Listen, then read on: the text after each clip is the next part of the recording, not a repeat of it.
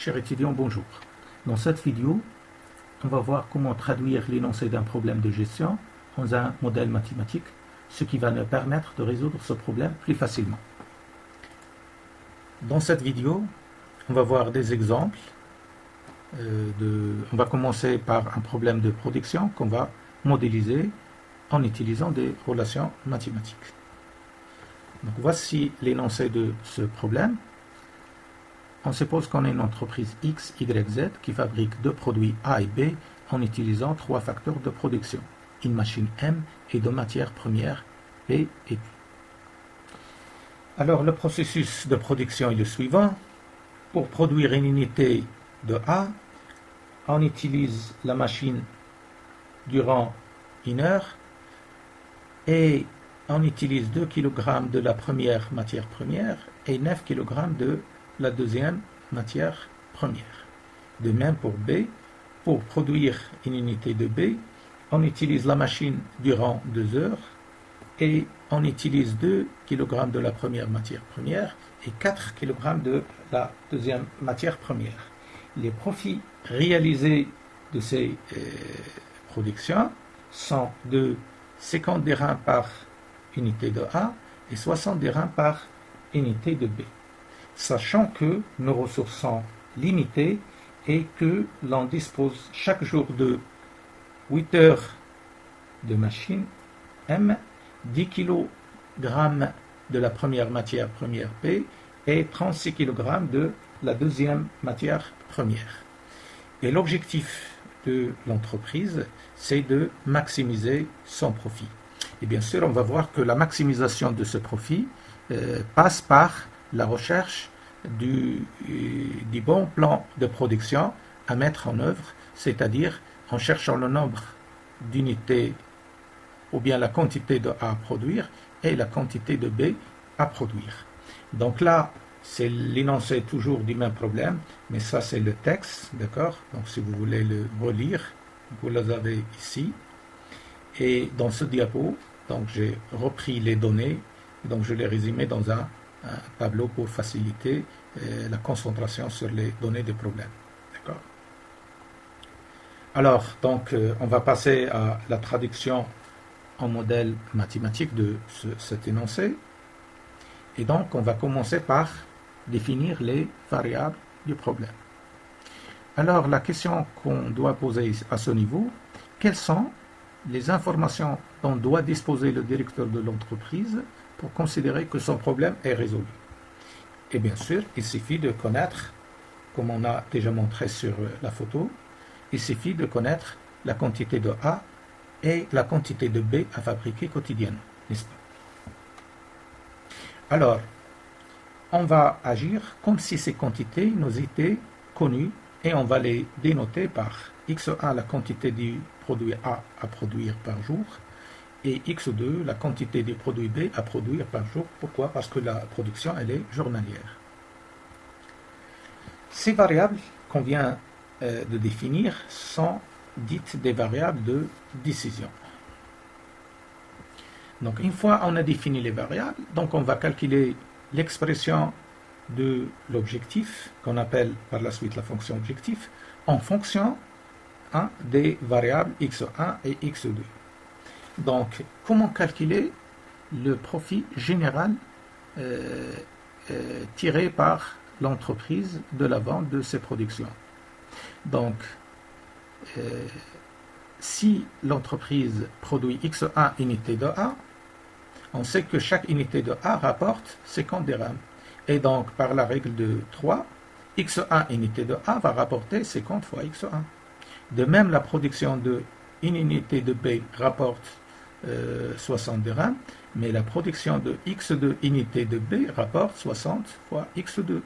Et donc, quel est le profit total? C'est la somme de ces deux profits. D'accord? Donc, les bénéfices à tirer de chacun des deux produits A et B.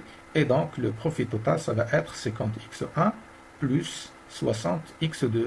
Et donc, si on vous donne x1 et x2, vous serez capable de connaître le profit. Donc, la connaissance de la quantité de A et la quantité de B à produire a permis de déterminer le profit associé. D'accord? Alors, dans la suite, on va dénoter le profit par la variable z. D'accord? Et on va laisser implicite l'unité monétaire. Pourquoi? Parce que ce même problème, on peut trouver toujours la même solution, mais bien sûr pas la même valeur, on va voir pas le même profit, mais on va trouver le même plan de production en changeant les unités monétaires. Donc c'est pour cela on va laisser l'unité monétaire implicite, et donc à la fin vous pouvez exprimer la valeur que vous trouvez dans l'unité de l'énoncé.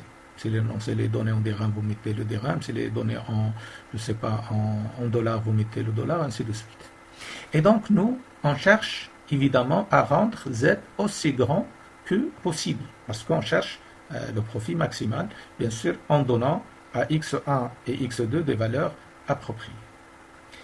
Donc ici, z est une fonction qui, à chaque plan de production, x1 et x2, associe le nombre de dirhams que l'entreprise tirerait comme profit si elle adoptait ce plan. Donc la connaissance du plan permet de connaître la valeur de z. Si vous me donnez x1 et x2 en valeur, je vous donne la valeur de z, c'est simple.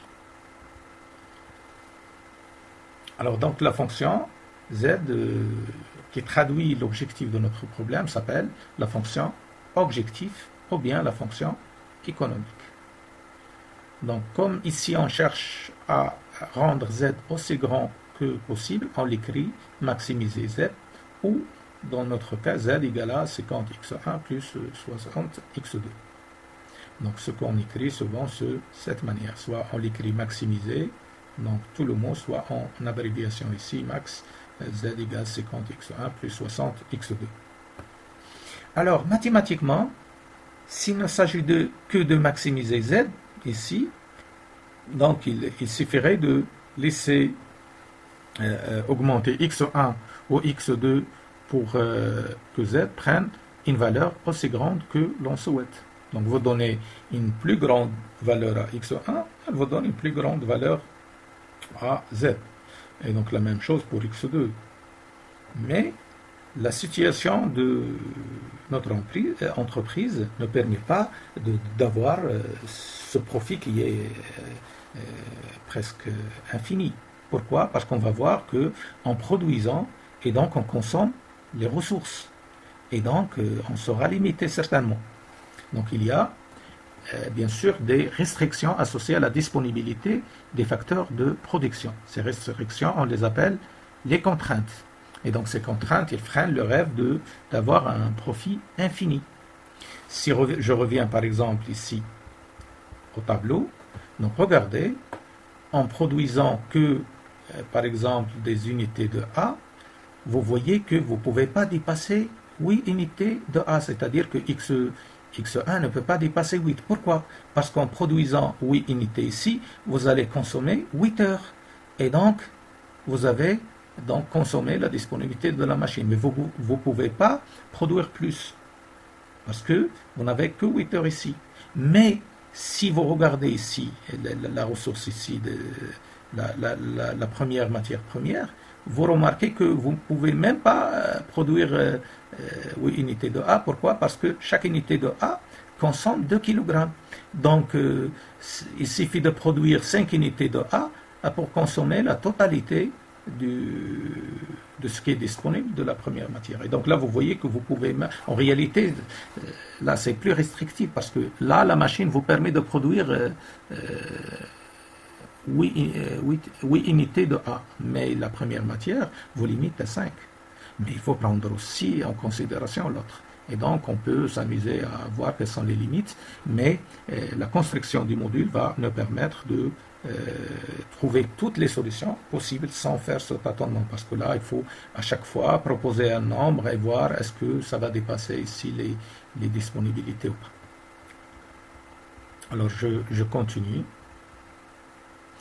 Donc là, les variables x1 ne sont pas donc libres. Pourquoi? Parce qu'on va voir qu'ils vont être limités par la rareté des facteurs de production.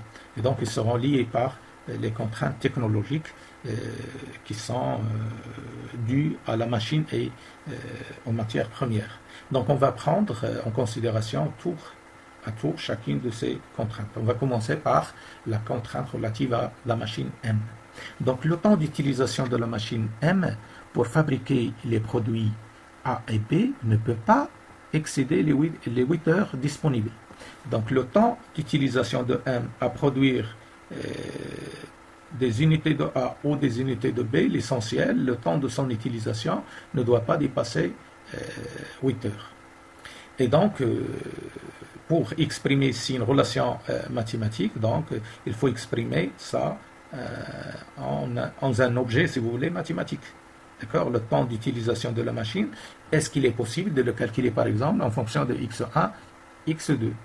Et donc, on va voir que oui, parce que si je produis une unité de A, je consomme 1 heure, mais si je produis x1 unité de A, je consomme x1 heure. Mais la machine, elle est utilisée pour produire aussi le B. La production d'une unité de B consomme 2 heures, et donc la production de x2 unités de B consomme 2 fois x2. Et donc le temps total d'utilisation de la machine, c'est la somme de l'utilisation de la machine à produire x1 unité de A et x2 unité de B. Et donc ce temps, c'est égal à x1 plus 2x2. Et donc ce temps ne doit pas être supérieur strictement à 8. Parce que ce n'est pas possible. Et mathématiquement, on ne doit pas être supérieur strict, c'est inférieur ou égal. D'accord? Et donc, voici la contrainte relative à la machine.